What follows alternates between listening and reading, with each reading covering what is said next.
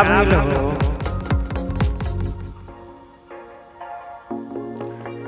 कोहिनी बात माने रौरा की पाका के गणेश के पापा। कोहिनी बात माने रौरा की पाका के गणेश के पापा। हमसे की भंगिया ना पीसाता ए गणेश के पापा। हमसे की भंगिया ना पीसाता ए गणेश के पापा।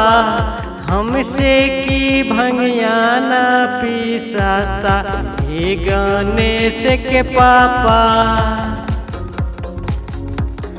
जाने नी रौरा है हम बड़ घर के बेटी। जाने नी रौरा है हम बड़ घर के बेटी। जाने नी रौरा है हम बड़ घर के बेटी। भंगिया पीसत में कालाई हमर दुखी। जाने ने हम हई बड़ घर के बेटी। भंगिया की नाही कबो देले बानी पीसी। ओसे की बढ़िया में हो मिठाई खाई एक गणेश के पापा। हमसे की भंगिया ना पीसाता ए गणेश के पापा।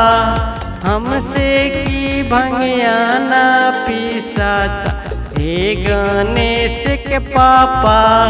पिसत में कालाई की दुखाता ए गणेश के पापा। देखते रहिए पीएमवी में।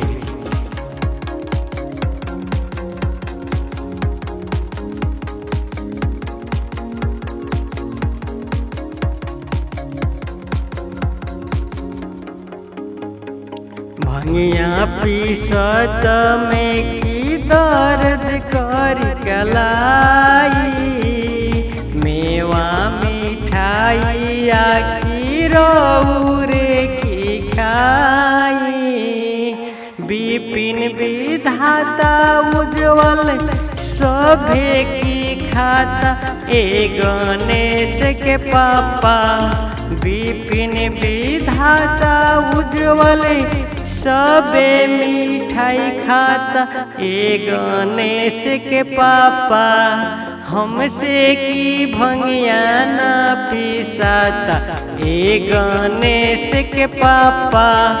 हमसे की भंगिया ना पीसाता ए गणेश के पापा।